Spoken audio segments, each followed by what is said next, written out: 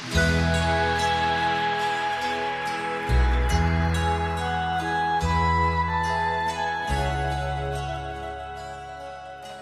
dia, vamos prosseguir. Hoje, melhor dizendo, nós vamos finalizar essa meditação. Nós estamos fazendo a primeira carta de Paulo aos Coríntios, do capítulo 7.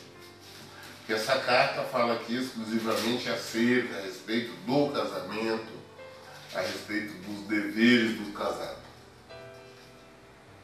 Fizemos já 3 meditações, essa é a última, a quarta e última.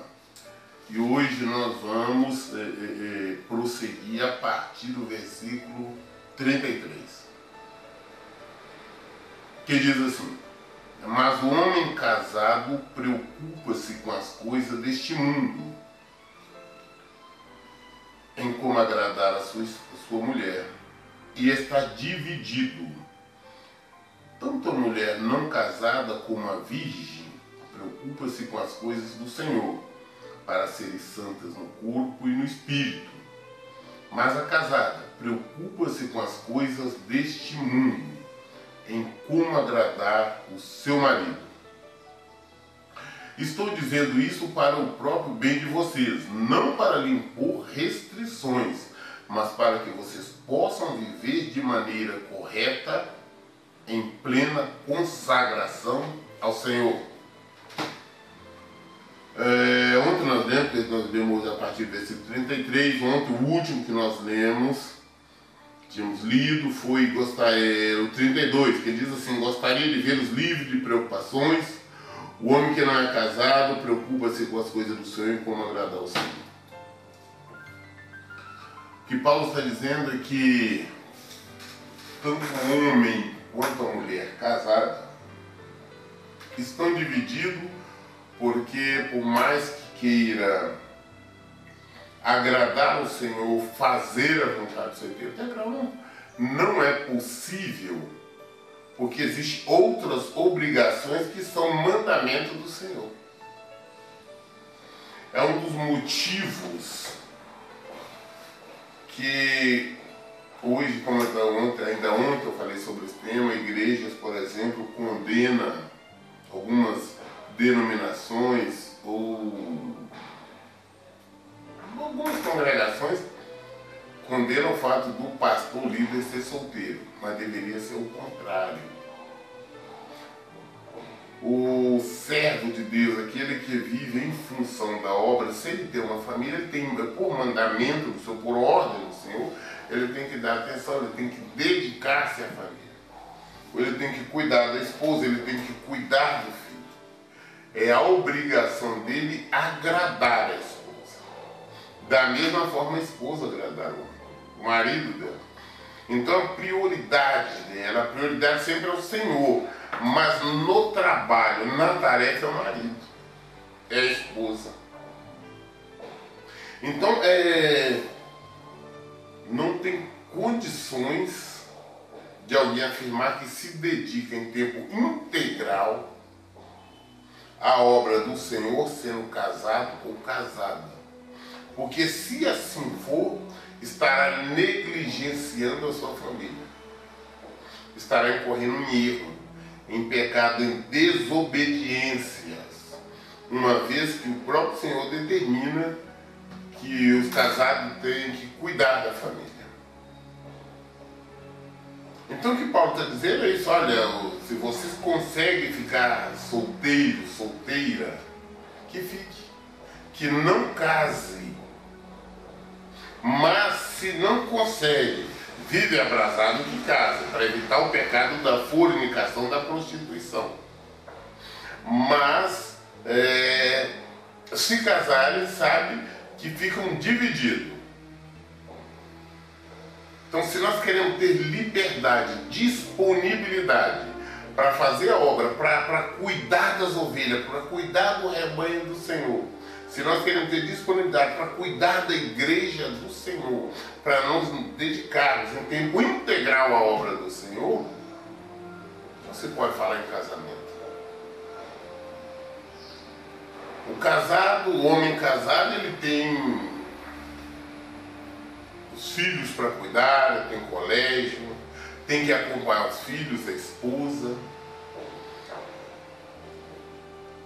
E isto afasta do ministério. Pode que seja uma vez no ano, seja 30 dias, ou mais, ou menos. Mesmo decorrer diariamente, não tem condição de estar uma entrega total. É isso que Paulo está dizendo. É isso que a palavra de Deus está dizendo. Aquele que é solteiro, se você consegue, se entregue totalmente ao Senhor, viva para Deus, pratique, trabalhe em prol do reino de Deus, trabalhe em prol da evangelização, trabalhe em prol da divulgação do Evangelho, de mostrar, apresentar o testemunho de Deus, o poder de Deus. Como que alguém casado ou casada pode sair em missão para um outro estado, ou até mesmo outro país, deixando para trás a esposa, os filhos, ou a esposa e os filhos? Se os que estão fazendo isso estão errando, estão negligenciando a palavra de Deus. Essa que é a verdade. Não se pode, eu tenho um chamado de Deus, eu vou fazer uma obra, eu vou viajar para X lugar e abandono a esposa, abandono o marido, abandono os filhos. É desobediência, está errando, está pecando. E nós sabemos que a desobediência é um pecado de feitiçaria. Então não adianta nós fazermos tentar agradar Deus de uma forma e desagradar de outra. Nós temos que ser cristãos conscientes. Então, antes de tomarmos a decisão se vamos casar ou não casar, vamos analisar o que nós queremos para a nossa vida, qual é o nosso projeto de vida diante do Senhor. Porque se nós estamos pensando em viver trabalhando na obra, não é. Vou ler novamente esses versículos para nós estarmos prosseguindo. Começando do 32, como ontem eu li, foi o último ontem. Gostaria de vê-los, é Paulo falando, gostaria de vê-los livres de preocupações. O homem que não é casado preocupa-se com as coisas do Senhor, em como agradar ao Senhor. Mas o homem casado preocupa-se com as coisas deste mundo, em como agradar a sua mulher. E está dividido. Tanto a mulher não casada como a virgem preocupa-se com as coisas do Senhor, para serem santas no corpo e no espírito. Mas a casada preocupa-se com as coisas deste mundo, em como agradar o seu marido. Estou dizendo isso para o próprio bem de vocês, não para lhe impor restrições, mas para que vocês possam viver de maneira correta, em plena consagração ao Senhor. Eu não estou mandando, não estou determinando, não estou colocando restrições, não estou colocando impedimento. Só estou mostrando para vocês a maneira para que não aconteça de vocês não viver de uma forma digna, de não viver como deveria viver. É por isso que Paulo está falando, né? Para esse motivo. Então vamos continuar. O versículo 36 diz assim: se alguém acha que está agindo de forma indevida diante da virgem de quem está noivo, que ela está passando da idade, achando que deve se casar, faça como achar melhor. Com isso não peca, casem-se. Contanto o homem que decidiu firmemente em seu coração que não se sente obrigado, mas tem controle sobre a sua própria vontade, e decidiu não se casar com a virgem, esse também faz bem. Assim aquele que se casa com a virgem faz bem, mas aquele que não se casa faz melhor. Não existe um mandamento na Bíblia, como muitos afirmam, não, Deus mandou casar. Não existe. Tem que casar, não existe. Jesus deixou bem claro que nem todo, esse dom não é para todos, mas para alguns, com palavras de Jesus. Ele disse em Mateus 19, no capítulo 19, no versículo 11, Jesus respondeu: nem todos têm condições de aceitar essa palavra, somente a quem isto é dado. Alguns são eunucos por nascer assim, outros foram feitos assim pelos homens. ou também fizeram eunuco por causa do reino de Deus. Quem puder aceitar isso, que aceite. Isso porque os discípulos ficaram assustados quando vieram conhecer os regulamentos sobre o casamento. Se querem casar, casa. Uma moça, um rapaz, ambos solteiros, querem casar, ótimo. Mas se querem casar, não vou casar para servir a Deus. Não, está errado. O que Paulo está também novamente dizendo, se você consegue controlar a sua natureza, se você está vendo que você não vai ficar andando o tempo todo cheio de desejo, cheio de tesão, mas que você vai estar vivendo de uma forma tranquila, então que não case. Dedique-se à obra de Deus, veja o que a palavra te mostra e caminhe nela, caminhe no Evangelho. Vamos abandonar a carnalidade, vamos abandonar os enganos. Não existe uma determinação para que todos se casem. Isto a prerrogativa de casar ou não são nossas, é individual. Mas o que nós devemos conhecer é o nosso corpo, o que nós devemos conhecer é a nossa vontade. Porque não adianta também não casarmos e vivermos em fornicação, porque nós vamos para o inferno. Não adianta nós não casarmos, mas ficarmos olhando para o sexo oposto, quase que desnudando com os olhos, vivendo cheio de desejos, nós vamos para o inferno. Essa que é a verdade. O que tem que ser feito, se tem condição de ficar sem casar, então não casa. Ah, quer casar? Case, faz bem. Quem não casa, faz melhor. Isso tanto vale para homem quanto para mulher. A função do Evangelho é nos ensinar. A função do Evangelho é mostrar o caminho que nós devemos andar. A escolha é nossa.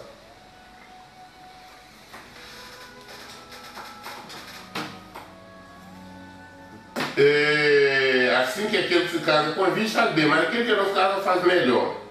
Versículo 39. A mulher está ligada a seu marido enquanto ele viver. Mas se seu marido morrer, ela estará livre para se casar com quem quiser, contando que ele pertence ao Senhor.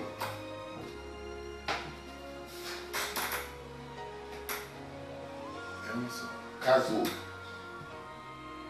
Não existe divórcio, recasamento. Esses líderes, pastores, missionários, sei lá quais outros títulos que estão tendo por aí, essas igrejas, congregações que estão aceitando, realizando casamento de pessoas divorciadas, estão simplesmente condenando-as à perdição. E também se condenando quem aceita a ti. Porque é adultério. Não importa se foi divorciado ou não. E uma outra coisa, não se aplica, neste caso, aquele versículo de Atos, onde que diz assim, Deus não leva em conta o tempo da ignorância. Realmente Deus não leva em conta o tempo da ignorância. Se você foi casado, você foi casada, divorciou, antes de conhecer o Senhor, vem agora, você converteu, conhecer a palavra do Senhor, você tem que retornar ao seu marido, retornar à sua esposa, lutar para restaurar, mas não consegue, ele não quer, por N motivos você não consegue. Então vai ter que ficar solteiro, vai ter que ficar solteira.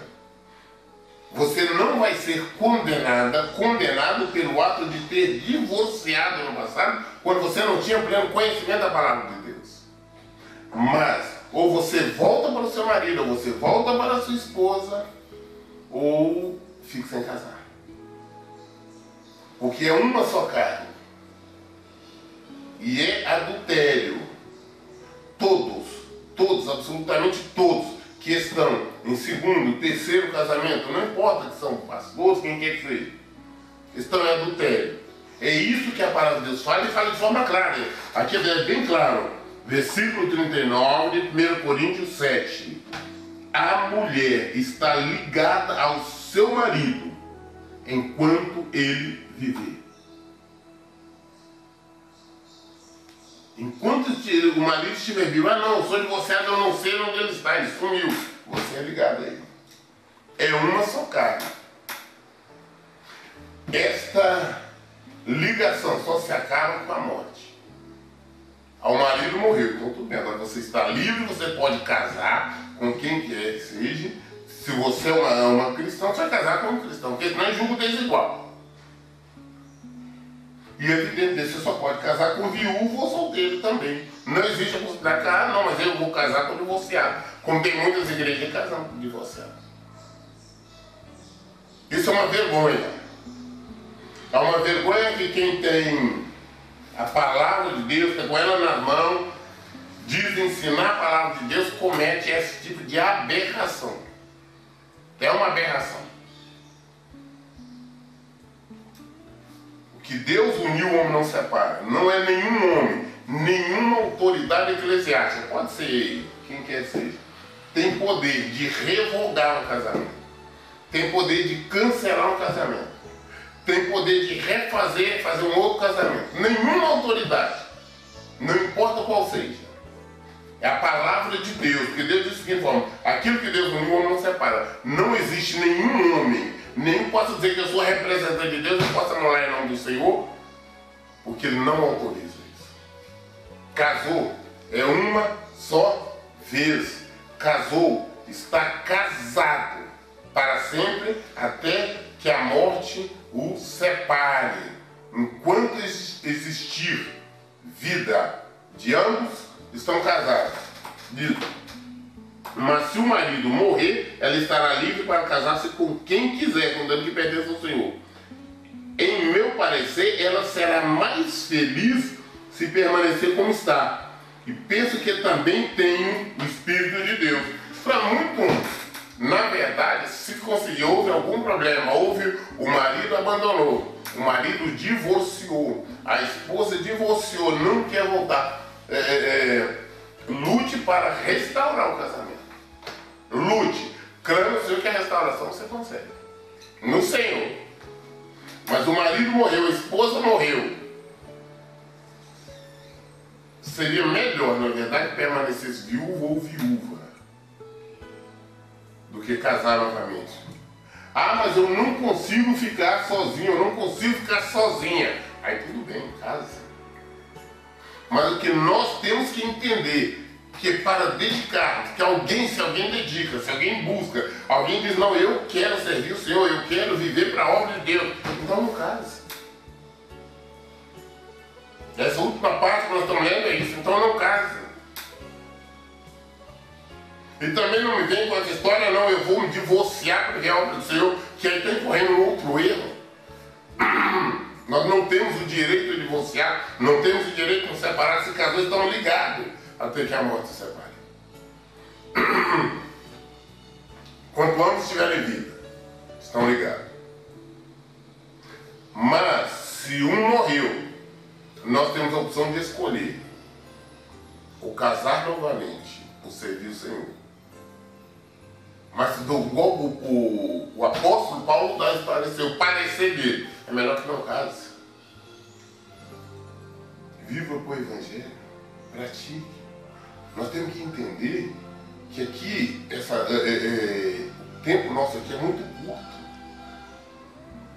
Em comparação a toda a eternidade que nós temos para viver. Aonde nós vamos passar a eternidade? Como será? Vai depender de como nós estivermos aqui, como nós estivermos agindo, como nós estivermos respeitando e praticando a palavra de Deus. Que é um manual de vida, como eu sempre digo. A única maneira de nós agradarmos o Senhor é praticando o que está escrito aqui. Não existe nenhuma revelação para quem quer que seja. Não importa qual seja a posição dessa pessoa. Não existe nenhuma revelação nova que seja contrária, contraditória com a palavra de Deus. Não, porque Deus me mostrou que tem olha, você vê que tem pessoas que ainda usam uma linguagem antiga, como se Deus assim tivesse necessidade. Ah não, Deus tem um novo varão para você, Deus tem uma nova varoa para você. A glória da segunda casa será maior que a glória da primeira. Estão falando da abobrinha, estão falando que vocês não conhecem. Estão trazendo, tirando parte de um versículo de uma história antiga lá de Israel para tentar aplicar na vida. Eu te dei uma pessoa aqui. Nós estamos empurrando ela, nós estamos utilizando o engano, mentira, empurrando ela para o buraco. Quando a Bíblia está falando da glória da segunda casa lá no Antigo Testamento, está falando do antigo templo que foi destruído, falando que o novo templo foi construído, o templo de tijolos, de madeira, que tinha sido destruído, o templo que Salomão tinha construído, erguido, na época que os hebreus foram feitos prisioneiros da Babilônia. Já 70 anos depois, a glória da segunda casa será maior, do segundo templo, que o primeiro tinha sido destruído. Então não vem com essa história não, que Deus está divorciado, está separado, Deus vai dar um novo marido, vai ser a glória do Senhor, que é mentira, engano. Se você casar novamente, você está indo para o inferno. Está em adultério. Adúltero, adúltera. Todos vocês estão em segundo casamento, que a Bíblia fala. Adúltero, adúlteras. Todas e todos que estão em segundo ou terceiro casamento. Não sou eu, é a Bíblia que está dizendo. A minha opinião não importa, eu represento o reino, eu faço o reino de Deus. E a constituição do reino é essa. Casamento. É sério. Por isso, Paulo tem a preocupação aqui, está de contradizer. Você tem pleno conhecimento do que é o casamento, se não tem, não casa. Ah, mas eu casei, então estou pecando. Não, você não está pecando se casar. Faz bem. Mas se não casar, faz bem.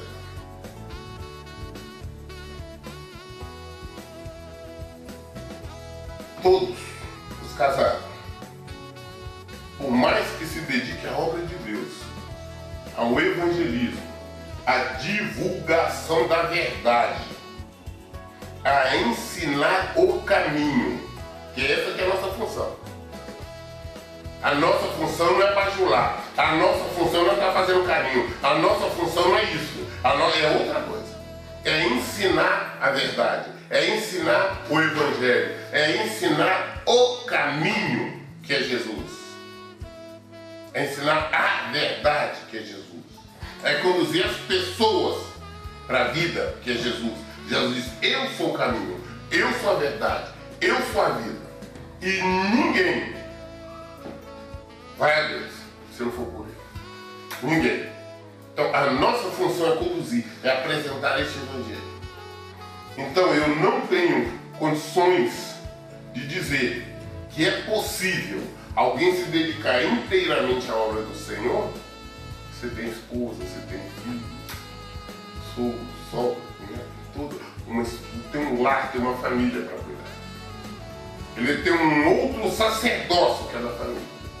Ele serve o Senhor, ela serve o Senhor como membro, mas ela não pode me dedicar inteiramente. Por que não pode? Porque também tem que agradar ao mundo. O que é agradar ao mundo? Como Paulo diz aqui, tanto a mulher como a vida preocupa com o Senhor para ser santo no corpo e no espírito. Mas a casada preocupa com as coisas deste mundo, em como agradar ao marido. O que é as coisas deste mundo? O casado ou a casada. Tem que cuidar dos filhos, lá filho do colégio, buscar filho, lá que chega, cuidar de deveres, saúde.